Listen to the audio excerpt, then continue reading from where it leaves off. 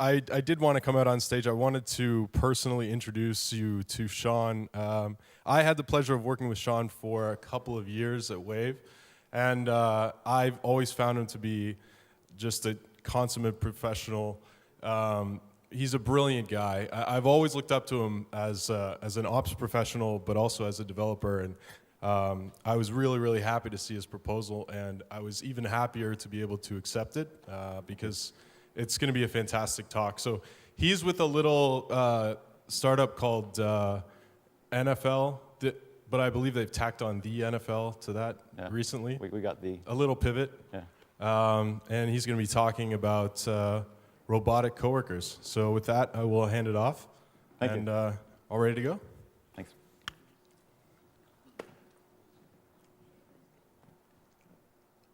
Hello. Can you hear me?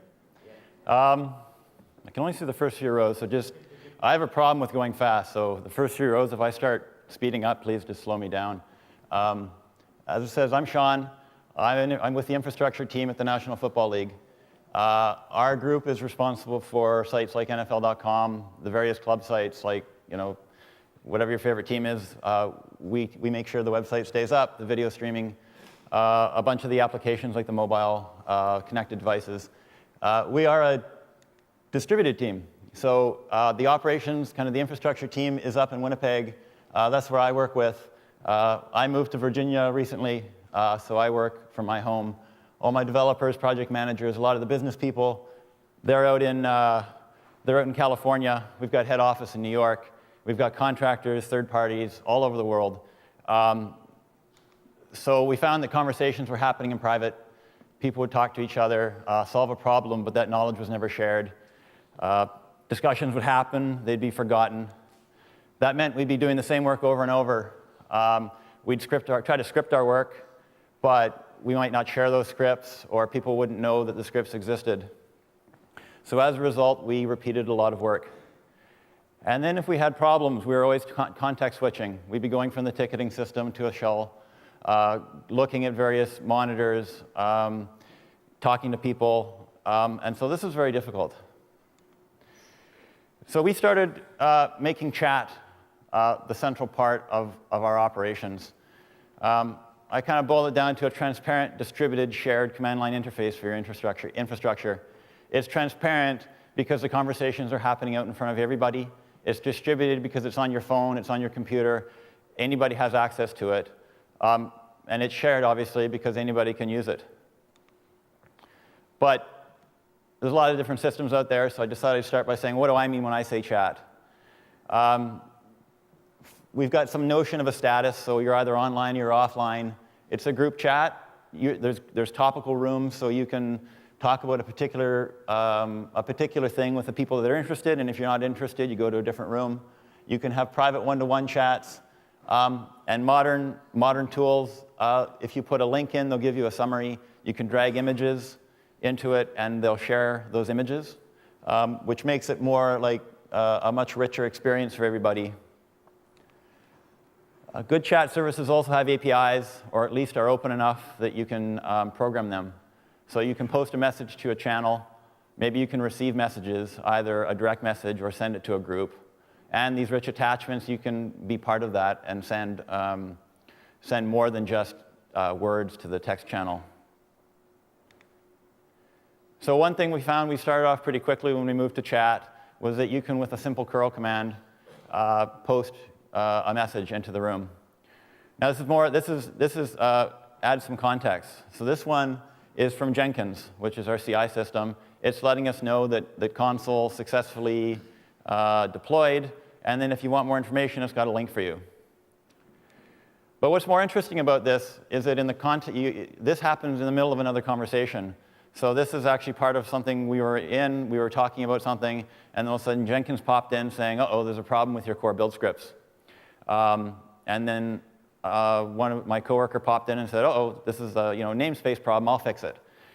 Now, in the olden days, we might have not known it had gone red. We might have both, several of us may have seen it go red independently and gone and tried to fix it.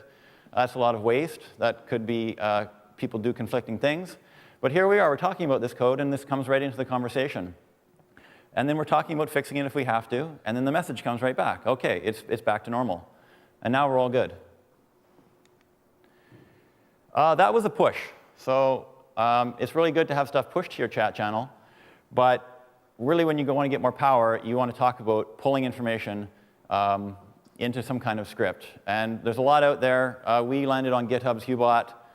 A lot of people say, how do I get started with Hubot? All I can say is just go to the website. It's got instructions on how to just install it on your laptop. It is very simple to get started and has examples. But just when I'm talking about it, it has these 4 general patterns. One is that you can write some kind of callback when somebody talks to the robot. That's called responding. And so in that first example, it says, when somebody says to our robot, get her done, it responds with some kind of code. And with that message object, it has some information about that message that came in. It doesn't have to be one-on-one conversations. The robot can actually hear stuff. So we can hear, if the demo is on something at something, then we can access, we can run something, and we can also grab what was in that regular expression, those capture parentheses. We can also accept callbacks from other systems. So we have something that other systems can call, and they can make our robot say stuff. So that way you only have one robot. It looks like one robot, but it's not all stuck in the same repo. And another very powerful thing is that you can make outbound web calls. There's two ways to do this. You can grab scripts from NPM that other people have written, and you just throw them in this JSON file, or you write your own. And you often do a lot of both. One of the things that we really like about it is it makes Jira suck a lot less. So we're talking about something, and somebody might say, hey, what happened with ops 2272?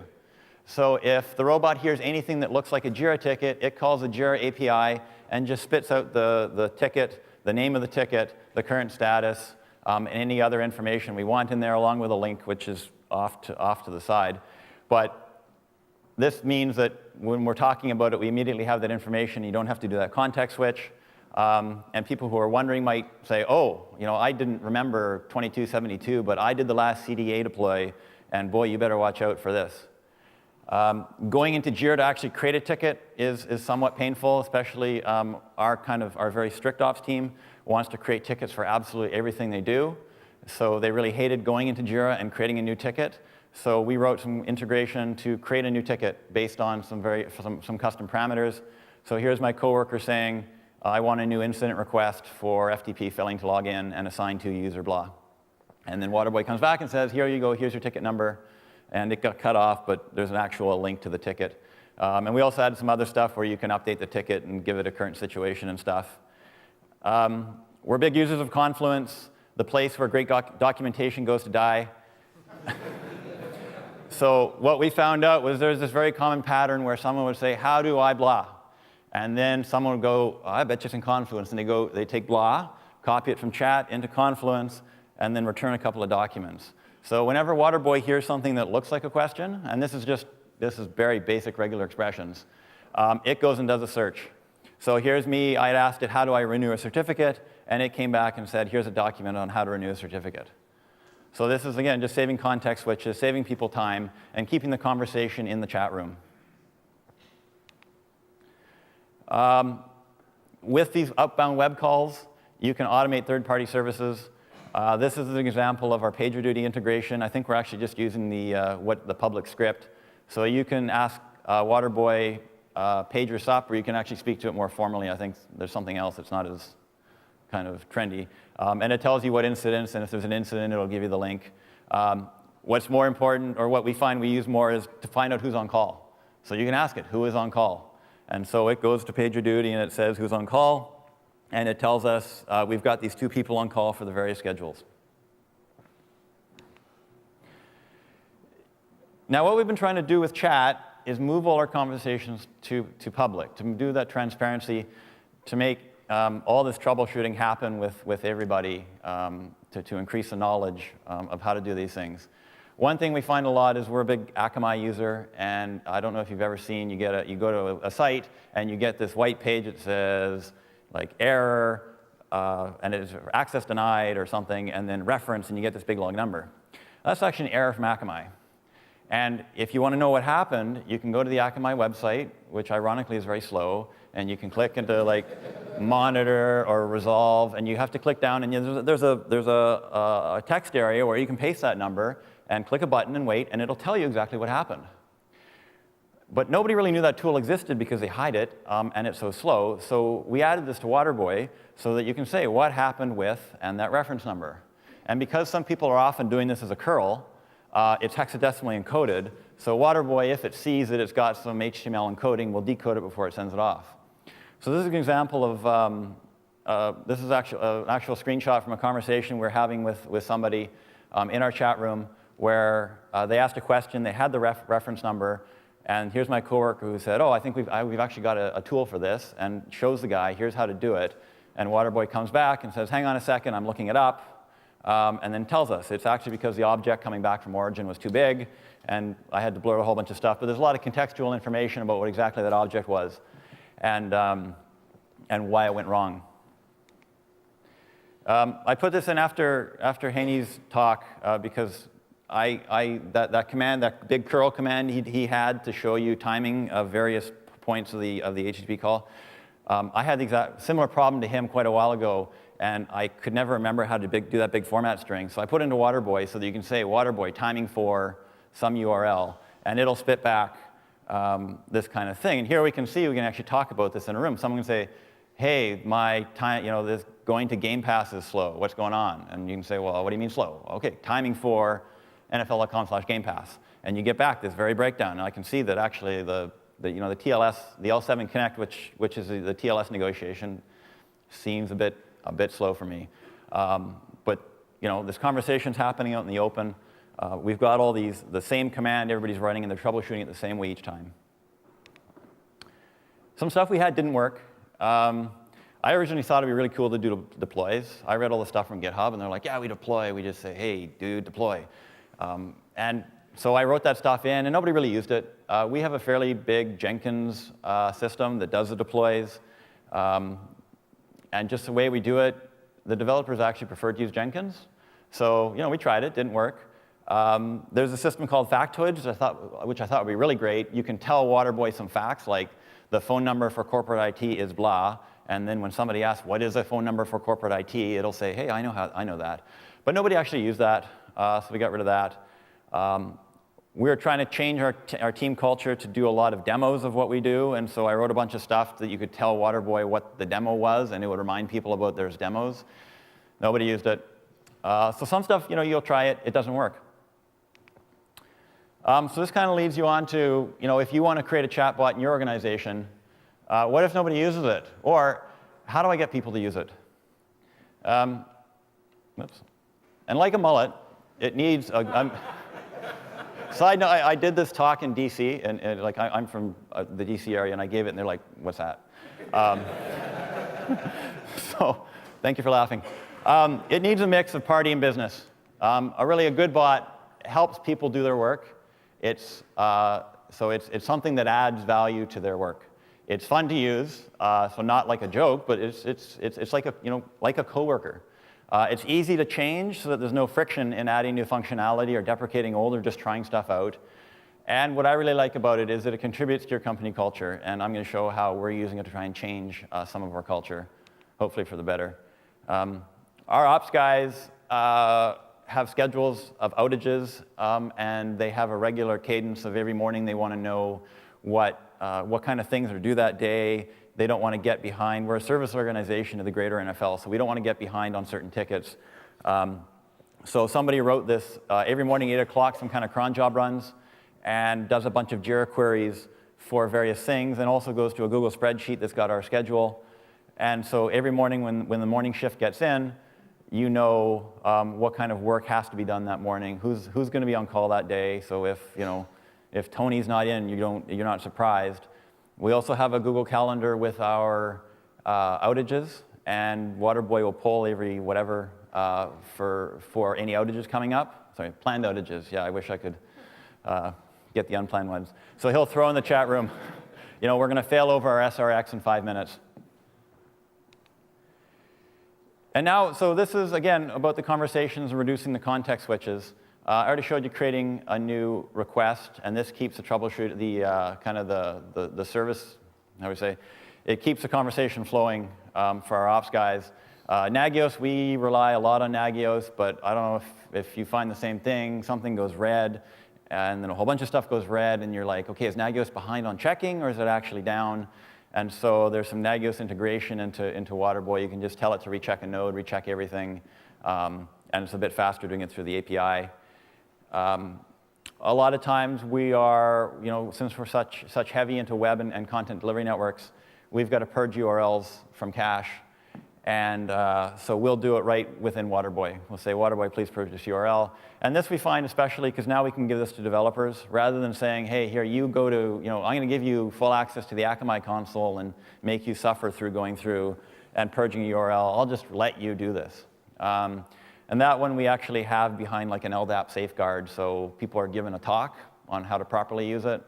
But this lets the developers, if they're doing a deploy late at night and they think that the only thing stopping them from succeeding is just purging a URL, then they can do it without having to page an ops guy.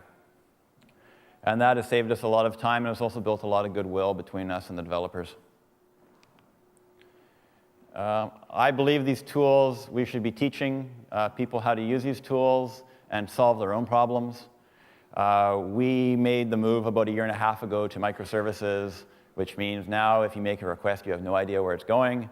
So we started off with I made a little thing that just, if you give it a URL, it'll request it and give you the status code and tell you where it's going. And then people liked that, and we're like, wait a minute, it would be great if it did this. And so over time, it grew to start bringing back stuff like cache headers. So this is an example of a developer who came into our shared chat room and said, hey guys, what's the time to live on this URL? Now normally we need one of our guys to go into Akamai and start looking through configs, but I happened to be watching the room at the time, and I said, Waterboy, tell me about that URL. And it came back and told me what's the status code, this is going to shield proxy, and here's a cache key, and the max age is 16. So that answers this question. Also, if you're interested in the logs for this application, why don't you hit this URL? And that's just a pre-canned search we did. And that really made the developer happy because he answered his own question, and he also knew that whenever he has a question, wants to know where a particular URL goes to, or the logs for a particular app, he can just ask Waterboy. Also kind of on the fun thing, it's good to let people express themselves. Out of the box, Hubot comes with like ImageMe. So kind of funny story with when we first started with HipChat, one of the developers installed Hubot on his laptop and ran it, and we had ImageMe, and we didn't really do anything with it, with the bot. It was just kind of there for fun. It was called QuarterBot. And then this was in the days where we had like large 6-hour deploys frequently with 30 people in the room. And so our ops guy who was running the show, the content management system actually died during the deploy. And so he says, guys, the content management system died. And just to punch it up, he says, QuarterBot, ImageMe, CMS is dead. And it put something that definitely, like some hardcore stuff into the channel. And so we got a frantic call saying, how do you delete? And also all the people that went to other channels to see, did it really work? Tried it again, so we had to go delete it. And because the bot provided no business value other than some images, there was a ban on, like, they said no robots ever again. And it took us a while to actually just kind of sneak what eventually became Waterboy in and show that it actually was a business tool, not something for fun. Jiffy, if you use Slack, its targeting is bad. We don't like it. The NFL loves it. We love MemeMe.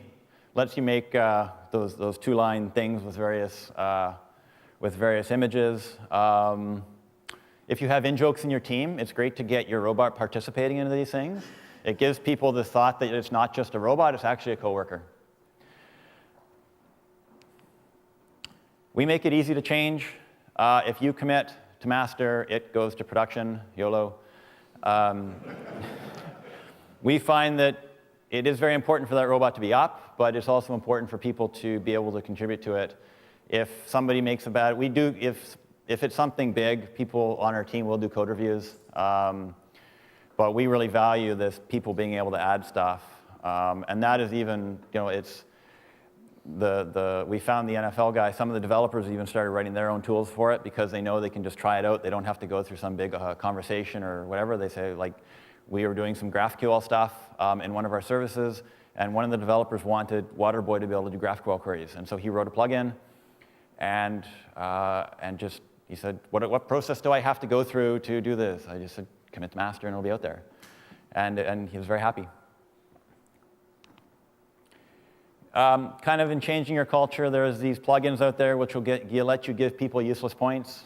Points are totally irrelevant, but it's this idea that if you are in a chat room where you're not face-to-face, how do I say good job without just like plain good job? And so you can, there's through some regular expressions, if you say Fred++, or Fred++ for a great fix, Waterboy will pick that up and say, oh yeah, Fred's now got 9 points. So here's someone gave me I posted some link for Git, and somebody said, hey, awesome Git tips. And Sean, and then somebody else said, what's our top 10? And you can see how seriously we take it because fried shrimp has at least 10 points, and Rage Face has got 7. So, it's fun. It's to get people to kind of just think about each other and be, I guess, be more empathetic.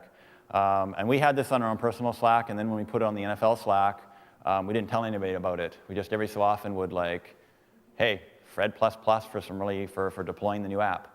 And now we see people have picked up on it and they really like it. Maybe some more behavior modification. If you want people to stop doing, like turning off TLS verification of certificates, maybe make your robot give a sad face anytime somebody says, just use, like anytime you see SSL verify none. We had this thing, we have this shared chat room which people go for service, and so you've got a lot of people in it who don't actually care unless they're involved. So people come in here and say, at here, I need my password changed. And that got really annoying because you'd be sending a message to people, and Slack even gives you that warning, you're about to send something to people across 13 time zones. Do you really want to do this? Yes. So what we did was anytime Waterboy sees someone doing that, it sends them a private message saying, by the way, we got people here watching for your message, and we will take care of you, so please don't use here. And if you're really meant here, this is how to do it. And that has cut down a lot of annoying people out there. I was trying to figure out how to name this slide. We wanted to improve software quality. So we have this, every time a deploy happens, we start off by sending a message saying, okay, Shield Proxy is being deployed for prod, kicked off by whoever. And then we started seeing that people were backing up their commits, so they wouldn't release for a while, and there'd be a deploy going out with a whole bunch of commits. And so we started adding in, here are the commits that are going out with this. And then we were seeing, now we want to make sure that if something goes wrong, that people know who you can talk to. Like, so 10 commits went out with this deploy. What were they? Who do I talk to? So because we use GitHub and Fabricator, we're able to just use the API and pull that stuff out of the commit logs. So actually, anytime there's a production deploy, what you see is all the commits, what they did, who approved them, who wrote them, a link to see the changes, and then from Sonar, we go and pull the last measured code coverage. So the idea being that if we surface this metric of code coverage, that people may be more inclined to think about code coverage as they push stuff into production. And then we have another thing from Sonar, which our lead of QA loves. He'll go into the room and say this all the time, like testing leaderboard, and it just gives you a ranked view of each service or repo and what their test coverage is. I'm really happy with this one. Heather's a woman on our team who's never coded, and she wanted to add something to Waterboy, so she figured out Git, got some help with somebody on regular expressions, and added a couple of jokes to our robot, and she was really happy, and that made me happy. This is where I stop. Just shameless plug, if you're ever going for your LPIC or Linux Plus certification, I wrote a book that came out a few months ago. It's good, I hope. Might be helpful. There's my contact information. I really invite, if there's time, invite any questions. Yeah, we'll take a few questions for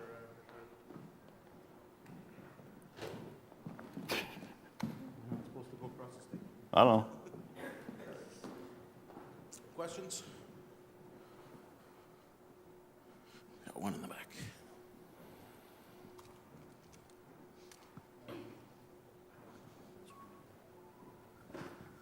Hey, how are you? Doing awesome. How do you cut down on the noise from the bot? Like, it seems like it could be very chatty and kind of get in the way of things. So we try to limit it to one, like, it should only really have one line of output. Like, some people will say, I'm about to go check a JIRA ticket. I have checked the JIRA ticket. Like, it's not for debugging output, and that's just more social. We haven't really found it to be noisy. The help definitely is noisy. And there's a plugin that lets you do help Nagios, and it'll filter out only the help things dealing with Nagios.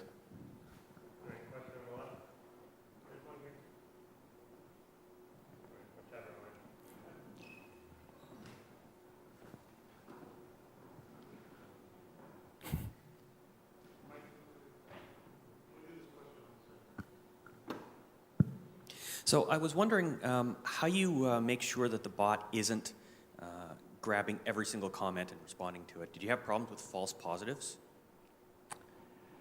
We have. Usually it's just the regular expression wasn't tight enough, and we just go back. I mean, we had a couple Batman jokes in there that someone didn't quite anchor their regex well enough, and so it would go in, and somebody just quietly went in and fixed it for them. And just stuff like that. Like it's just tuning the regular expressions. It's not as bad of a problem as you'd think.